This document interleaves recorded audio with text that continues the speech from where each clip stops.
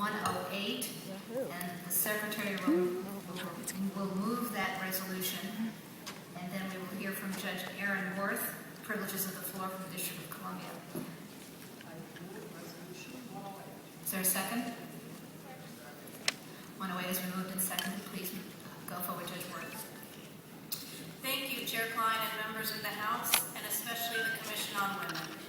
My comments are my own and do not reflect the position of the Federal Maritime Commission, where I am a judge, although they do reflect the position of the Military Spouse JD Network. Resolution 108 is about recognizing service. It's about publicly and explicitly recognizing the service of military and their families, not just as clients, but also as peers and colleagues. I am proud to be a Coast Guard wife. However, since graduating from law school almost 17 years ago, I've moved 7 times.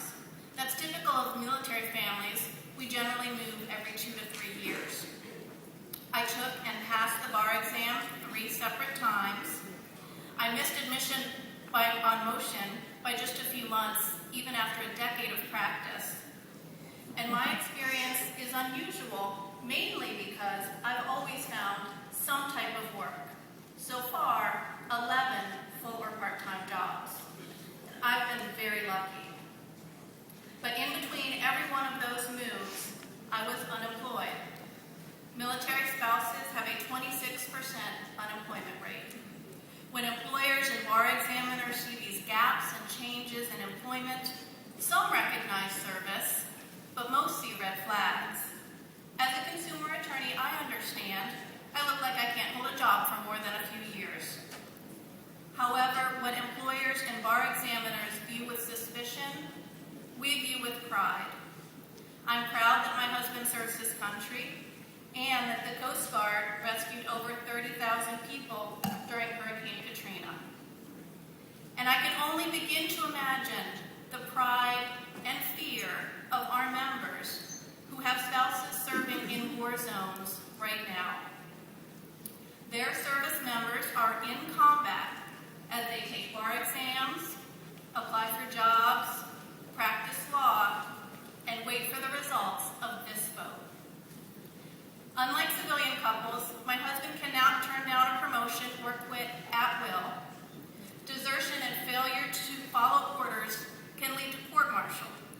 Transfers are based on the needs of the service and don't take into consideration spouse's employment or bar examination deadlines. Through this resolution, the legal profession will recognize our service. The primary recommendation is to admit, without examination, qualified military spouse attorneys while we are in the state due to military orders. The admission would be similar to rules for in-house and for law professors. Other recommendations are reviewing bar application procedures to ensure that they are not unduly burdensome, encouraging mentorship, and reducing fees.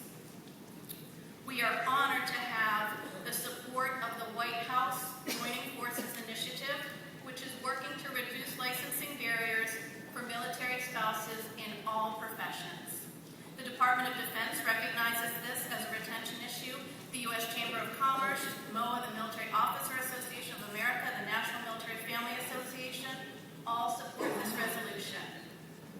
Although the number of military spouse attorneys may not be large, your action on this resolution will send a message to the entire military community. The ABA has a long history of recognizing the unique role of American military and adjusting legal procedures to accommodate those unique needs. I urge you to recognize service and to approve this resolution. Thank you.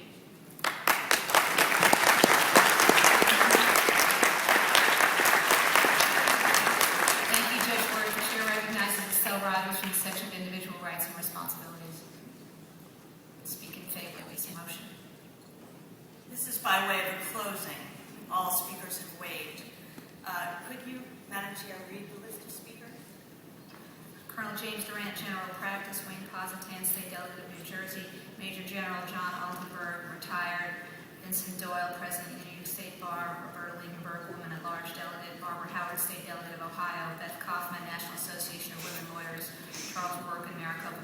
Association, Robert Weinberg, DC Bar Association. Thank you. Ladies and gentlemen of the House, like most of you, this problem was completely new to me. Judge Worth and Mary Redding, sitting over there, brought this problem to the Commission on Women in the Profession. But in the best tradition of the ABA, once we saw a problem, we tackled it. If you haven't already seen it, you should look at the list of co-sponsors of Resolution 108. It's quite remarkable. We are being asked to recognize service and sacrifices of military families.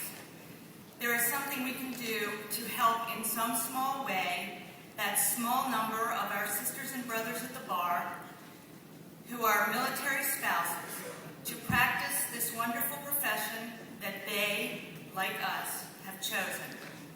There is something we can do. Let's do it. We'll